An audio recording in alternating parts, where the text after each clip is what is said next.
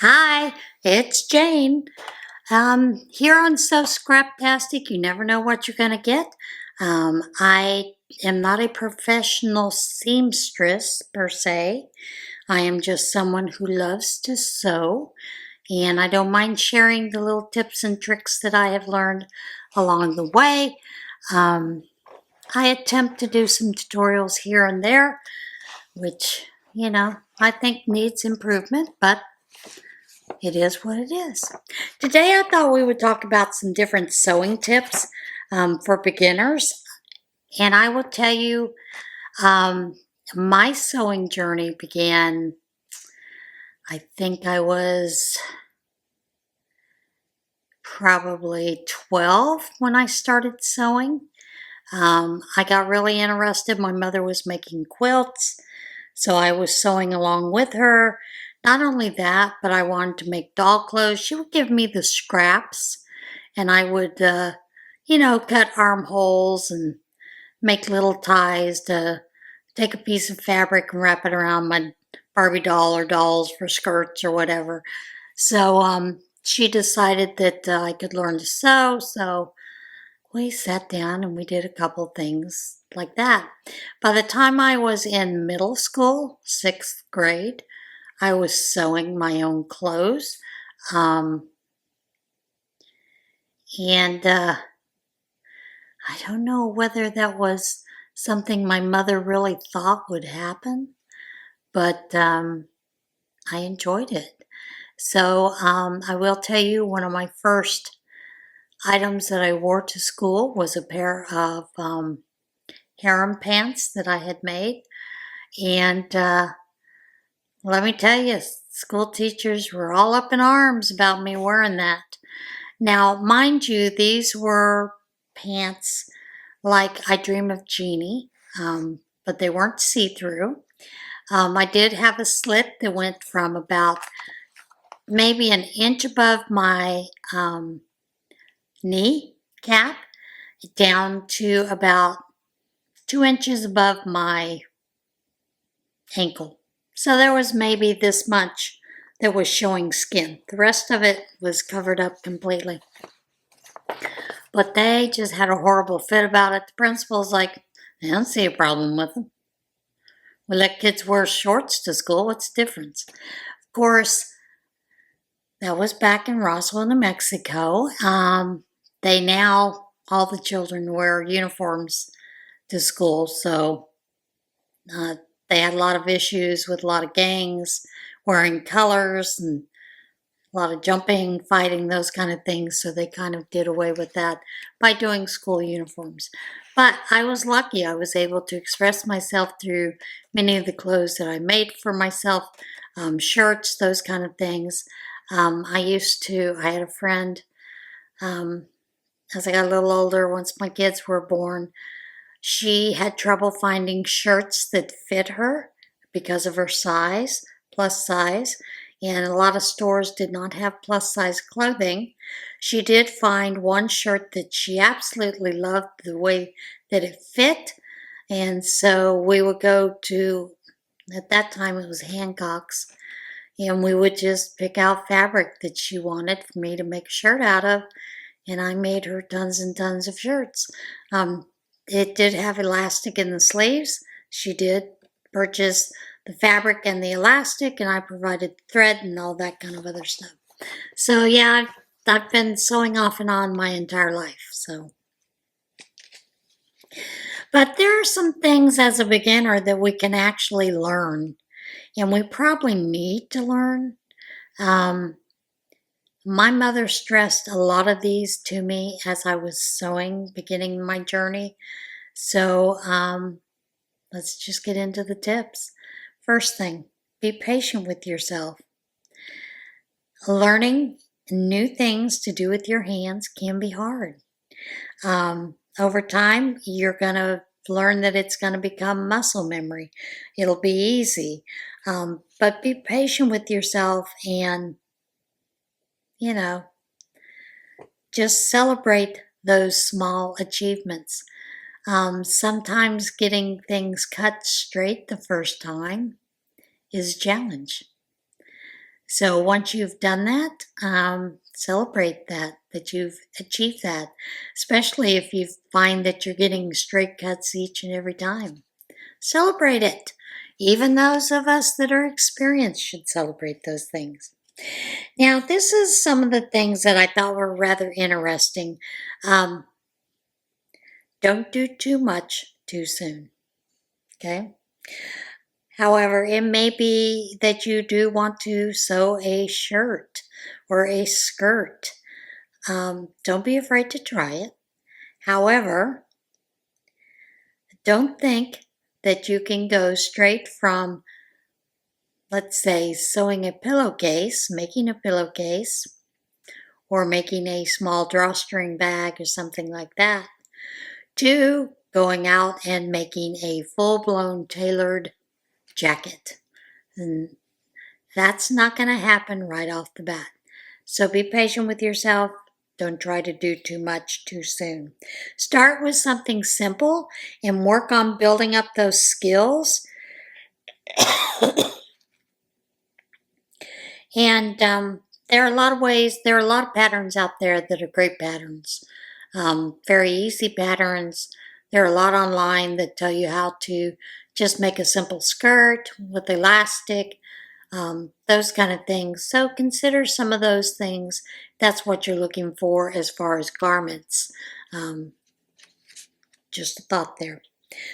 But at the same time, don't shy away from the tricky stuff. Don't let new things scare you off. Sewing actually is supposed to be fun. It's not supposed to be something that you don't look forward to. I know I enjoy my time in the sewing room. Wish I had more time in the sewing room, but I don't. So, you need to learn to experiment, try a few new things along the way, and also consider planning. You're going to learn from mistakes. You may make some mistakes. That's why I tell people when they are first sewing, if they see a pattern and the pattern calls for 3 yards of fabric, consider getting double that. You are going to make some mistakes, and it's better off to actually have extra fabric in case you need to fix a boo-boo. So consider that. And there are a lot of people who stay away from zippers. The zippers, they are a skill. I will say that. They are a skill. They tell you if you have a zipper foot, you can do fine, but they still are a skill. So, but practice. Practice making small pouches with zippers. Make a pouch for your makeup bag. So that's a good way to start practicing zippers. Invisible zippers, I will be honest, I do not always use invisible zippers. There is a technique to it that is fairly simple, but I don't find a use for invisible zippers with the type of sewing that I do. But if you do, learn some of those techniques. There are a lot of YouTube videos out there that tell you how, will show you step by step for a lot of these things. So don't be afraid to watch, look, and learn. Along with that, you're going to make mistakes. Learn that you may have to unpick your stitches or seam rip it, just like in knitting crochet. You may have to frog it, rip it, and so get comfortable with that. I had a quilt that I had started quilting before I realized that there was a ripple in the quilting. Now, I had just gotten an electric seam ripper. Let me tell you, that thing was beautiful for that project because it was a big project and a lot of stitches to have to rip out. If I'd had to do that with just a seam ripper, as in one like this, I would not have done it. I would have rolled it up in a ball and thrown it away. but I was able to do the seam ripping with the, it's called an electric seam ripper. It's not really electric, runs on batteries, but it's kind of like a beard shaver is what I would call it. But it worked and it was great. So find ways to relax if you have to rip out your seams. And it's just part of the process. Understand that. Now here's a big tip. If it is not working, put it down. Walk away. Put it down. Come back a day later. Sometimes, I will tell you, sewing machines can be dangerous. You can find yourself getting stressed out, frustrated, because things aren't going the way you wanted it to. It's not coming out, and you just get too frustrated. Just put it down and walk away, okay? And let me tell you, Instagram is a great tool for those of us who are sewists. There are a lot of independent pattern companies that use hashtags to identify their patterns. I'll give you an example. There's one called the Darlow, I think it's Darlow bag. And it's great. There's another one that is the Slouchy Bow bag. Now that is I'm trying to think of the name of her Etsy store. I think it's Phase Studio. She has one that's real popular right now. It's called the Slouchy Bow bag. It's a great bag and not too bad. But she uses hashtags on Instagram, on TikTok, Lemon. I don't know if she's on Flip or not. But those are some ways to find different patterns that you're looking for, those kind of things. You can search those. You can find all kinds of different topics about sewing in those places. Same thing with YouTube. You can find a lot of topics about those. I do have some favorite channels that I watch for different reasons. Some are garment sewing. Some are quilting. You know, there's a lot out there. Don't be afraid to use it. Get some sewing friends if you can. I've told you in the past that I have been a part of a quilting group that was out of our senior center in Mill Hall. Had a great time with a lot of those friends. Of course, with the C word that came around, they closed down all the centers, and they were closed for quite some time before they were started back up, and it's just not been the same. Now, they have restarted a quilting group at one of the centers. However, it is on a day when I have Bible studies, and that I think is more important than anything for me right now. So, you know, but if you can connect with others, it's a great way to expand your skills and to learn from others. When I first started quilting, I didn't know much about quilting, and one of the ladies, Pat Karras, at the Mill Hall Fire Hall, she was a drill sergeant at sewing. I'll put it that way. She taught me a lot, though. When we were sewing quilt squares together, and that was something that I would do. I would sew the pieces together, chain piece.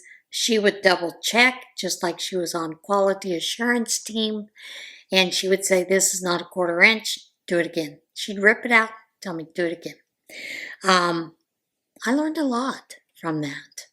Now, I will tell you, she got upset one time. We were making some bags, and I had made 2 bags. And on the 3rd bag, I wanted to do the straps a little differently than what the instructions for this pattern said to do. And I did it differently, and it made her mad. And she was like, fine, you don't need me anymore. And I was like, that's not the case. You know, I just wanted to try something different. It's okay. So don't be afraid to try that. There are quite a few places. I'm going to tell you one when we get to the end. And don't forget that it's one step at a time. Don't worry about new techniques or skills till you actually need them. You can learn them very quickly. But like I said, don't be afraid to take things step by step. And you may learn a new few things even after you've been sewing for 30, 40 years. There is a website called inthefolds.com. I'll leave a link down below. They do have a lot of tips and things, patterns that you can get. They do have a newsletter, kind of a club they call it. You sign up for it. You'll get newsletters, but they do offer a free ebook that is called The Little Book of Seam Finishes, and it's quite knowledgeable when you get to reading it, because you're going to see the different seams that you have and where you might want to apply and to use them. Now, I have one last tip, and that's for all beginners. You may not need glasses to sew. However, I would suggest getting a pair of glasses, safety glasses, or just even, these are readers that I use while I'm sewing. Protect your eyes while you're sewing. If you have ever had a needle break and it fly up and hit your eye, that is a long time you'll be out from sewing. You'll have to probably go see an eye doctor, emergency room, to have that tip of the needle removed. You'll be on eye drops, antibiotics, all kinds of things for probably about a week or so, up to 2 weeks, while your eye heals. And sometimes you may even lose your vision, if you don't take care of it fairly soon. So that is why I suggest always wearing some kind of eye protection. Even if it's going, to Walmart in the hardware section and just picking up one of those clear eyeglass eye protectors. Do it. Trust me. You will be glad that you did. All right, guys, that is it for today's video. I hope that you learned something and that it was helpful to you. All right, I'll see you again soon. Everybody have a great week. And remember, get in there, sew something. Enjoy your time sewing. Bye.